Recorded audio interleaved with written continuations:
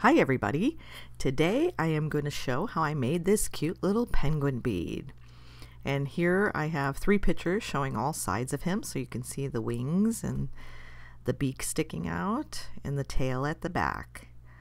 As usual, the best way to get a hold of me and see my works is through facebook.com/jeansbeads, and there's my avatar in the corner. So basically I had already laid down my footprint before this recording, but you have it as tall as you want your body. This is just the body section I'm working on right now, so I'm working basically backwards from like how I did my other like my turtles and stuff, which I work from the head back. This time I'm working from the body to the head. So I'm making my basic body shape, which will be a cone shape that's just rounded at the bottom. And for the top section, I want to get the top of that cone really super thin. I'm not worried about the bead hole and having a dimple or anything, because I'm going to be adding the head onto that. So I basically want it as thin as possible, so I tried to push it down as much as I can, and I will be laying on the head on the top, like, you know, 1/4 inch or so of that section there that's really thin, and so I want it that way. So I'm just basically shaping this cone, and I'm straightening out the bottom there, and I'm going to round the bottom a little bit so I have a nice dimple at the bottom of the bead, and this is going to be the actual finished section. I'm really not going to move this glass around after I form it, so you want to make sure you have a nice hole all situated at the bottom. And then you don't want to superheat that area. You want to heat a little bit to get it warm, but you don't want to superheat it to distort your nice hole at the bottom either. So just an FYI on that. So I basically have my little kind of a teardrop shape there. I'm all set to go, and I need to add some white glass for the belly of this penguin. So I am going to flatten the top where I'm going to put my belly. I'm going to flatten this section, because if I didn't do this, my white belly would be sticking out really far on the front side of this bead, and he wouldn't basically have a butt sticking out in the same amount. So I want to flatten it just to lay this glass down. And so I swipe here, I just swipe down, and then I add a little more glass to the bottom. And then I'm going to swipe a little bit more on, starting like halfway down, and add a little more glass to the bottom. So I have a teardrop shape of white. And I'm going to flatten this with my paddle so I can start establishing the shape of the belly. I want a nice like teardrop shape belly. And so I'm just doing this so that if I just melted it all, it could distort and go all crooked and everything. So pushing it down and getting it established really helps out keeping the shape you want. And so that's just what I did there. And this belly, because it's a lot more glass, then I smushed down, you know. It is going to stick out a little bit, but that's okay too, because I'm going to have a tail poking out of the back end. And so it kind of evens it out, so it's not too off center. But if I did not flatten that black, it would be really sticking out a lot more than it is now. So I basically went back and forth. I changed one hand to another hand so that when I was heating it sideways like I'm heating it, the white glass would droop down evenly on both sides, and that's why I switched hands too. So if you ever notice your glass drooping down more on one side than the other side of the bead, switch hands and use your other hand for a little bit. So my body is nicely established here with my white belly. And I'm going to swipe on a wing. And what I do for these is I heat up a ball of glass at the end, how much I think I'm going to use for my wing, and I push down with my rod and swipe the glass along in the direction you want it.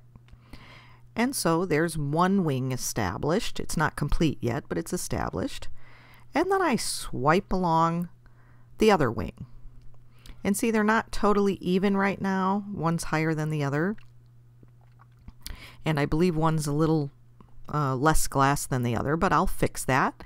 And so because I have a big swipe mark in the middle, you could see especially right there, the outsides are raised and the swipe that I push down with the rod with is down further. I want to even that out because I want nice smooth wings for this guy. And so after I get that done, I notice that this wing has a little less glass. So I'm going to add glass in the approximate area where I need it. And then I'll finish shaping again. I'll push it down in the right direction and finish shaping it so the wings pretty much look even with each other. So now I'm going to taper out these little wings at the back, and I'm going to go all the way around to the back side. And they're basically going to be melded in at the very back because I'm going to add a tail there. So I just pull them all together at the back and heat it a little bit. And then I'm going to add a little bit of glass for a tail section. It depends how big you want your tail, but penguin tails aren't that big, so I just heat it, pull out, and upward just a little bit. I reestablish that point, and there's a little penguin tail on the back. And so basically the body is done. The only thing we want to make sure of is that we go back and heat it every once in a while so it doesn't crack. So now I'm adding my head. As you see, I'm covering like about a 1/4 inch, maybe a little less than a 1/4 inch of that glass that was at the top. And it's a nice smooth transition right into the head. You don't have to worry about butting up one sharp edge of glass to another sharp edge because it has that really sharp taper there down to the mandrel, and that's why I like to do it that way. So I just add as much glass as I think I need for my head, and then I will start heating it up. And so the first thing I'm going to do when I heat it is I'm giving the body a little heat there and the mandrel right by his butt because the mandrel does get cold really quickly because it's metal and it could crack your beads on the ends. So I'm heating that neck section. I'm focusing on that neck. I want a decent amount of glass. You don't want it too thin there where you have a neck, but you want it to look like a neck. So you want to thicken it up, but still have a nice little indent there from where it goes to the neck to the head. And I'm holding it upside down there because I didn't want the rest of my head section, which was hot and movable, I didn't want that falling down into the neck and thickening up my neck. So I hold it downward. So if you really don't want the glass to, dimple or meld into your neck section or any kind of smaller section, hold your bead upside down. Let gravity do the work. And so I needed a little more glass here on the end because I didn't have enough for a nice dimpled hole and to still have a nice round head. So I added a little bit more glass, and now I'm going to fix the hole shape. And you want to make sure this is nice and dimpled because once you're finished shaping the head, you're basically not going to go back to it because you're going to put on your eyes and your mouth. So I get that nice rounded hole shape. And I shape the head, and see I'm holding it upside down because I don't want it to meld in with the body. I don't want it to fall down. And I'm giving my body some more heat and heating that mandrel right by his butt. So you give it a little heat so you barely see a glow poking out on it. And then the same with the mandrel. Give the mandrel just a little bit of heat because the metal will cool a lot faster than the glass. And that's what could cause cracking on a lot of your bead ends. And that's why you get cracks starting from the bead ends, is because those mandrels just suck the heat out of the glass if they're cold. So my head's established, and now I'm going to add Dun dun dun! The googly eyes. My lovely googly eyes. So I'm going to add these, and I'm going to try to make them even. Now I believe I noticed here that I had one eye higher than the other eye. So I put them on a little bit crooked. So I'm going to fix that. I'm going to make slightly bigger eyes. And after I put down some glass, I'm going to take my tool and smush it. See, I smushed it in the downward direction, and to move it a little more downward. And now this one, I'm going to pull up. See, oh, well, it's very, very slight. It's very slight, but see, I swiped it a little bit in an upward direction. So I actually fixed the position of the eyes by doing that. I had to make them a little bit bigger, but that's fine. And but now they're fairly even on the bead. Might not be perfect, but they're pretty close. And so I got my little eyes there. And now all I have left to do is add my pupil and my beak.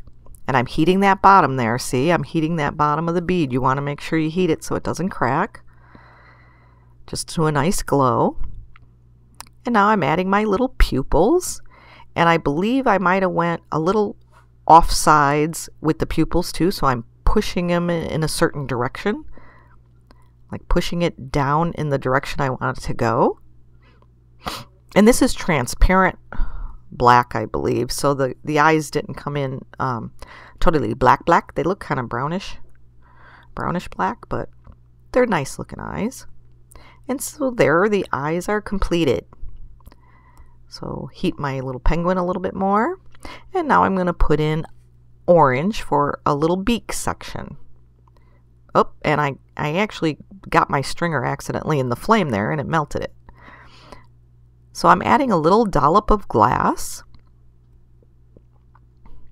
And I'm going to flatten that a little bit. I'm mostly pushing upward with my tweezers when I do this. I'm really not smushing downward. I'm pushing it upward towards the eyes a little bit, just to flatten it a little bit and give it a little wider base of a beak.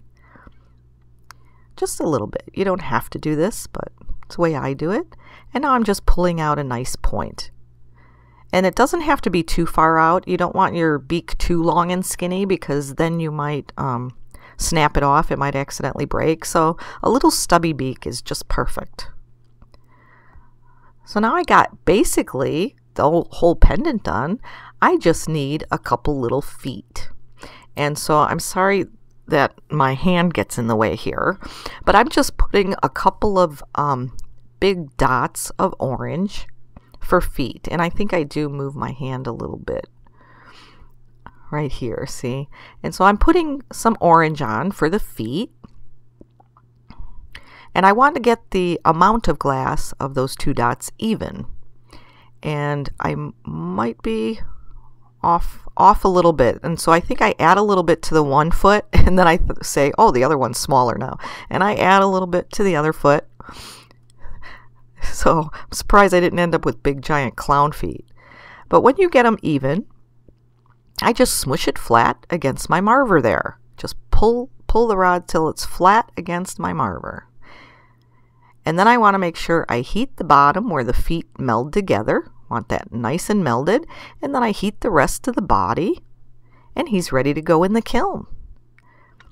And there's my finished penguin. I hope you enjoyed. Thanks for watching.